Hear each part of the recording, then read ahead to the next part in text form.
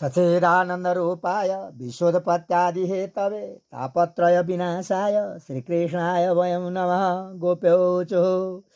जयति तेदिकां जन्मना व्रज श्रयत इन्दिरा स्वस्वदात्रये दैतदृक्षतां दीक्षुतावकाश त्वयि धृता स्ववश त्वं विचिन्वते शरदुदाशये साधुजात सत् सरसिजोदरा श्रीमुषादृशा सुरतनाथ ते शुल्कदासिका वरदनिघ्नतो नेय किं वद विषजलाप्ययाद बालराक्षसाद् वर्षमारुदात् वैदुतानलात्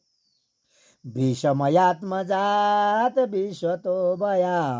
दृशवते वयं रक्षितामो न खलु गोपिका नन्दनो भवा नखिल देयिनामन्तरामद्रे विघ्नसार्थितो विश्वगोप्तये सखौ देवान् सात्वतां कुले विरचिता भयं वृष्णिधुर्यते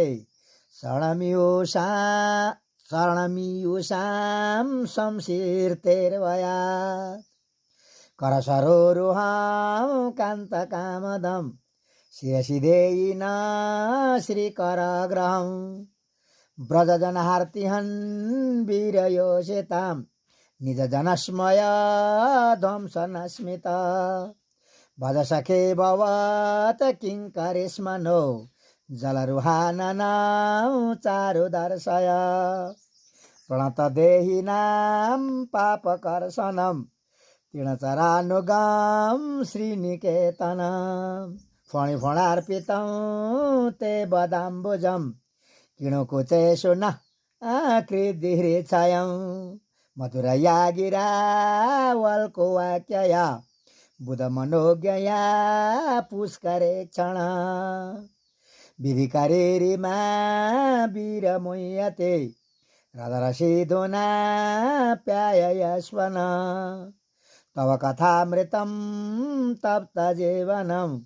कविभिरीडितं कल्मषापहं श्रवणमङ्गलं श्रीमदाततं भुवि गृह्णन्ति ते भूरिदा जना प्रहसितं प्रिया प्रेमवीक्षणं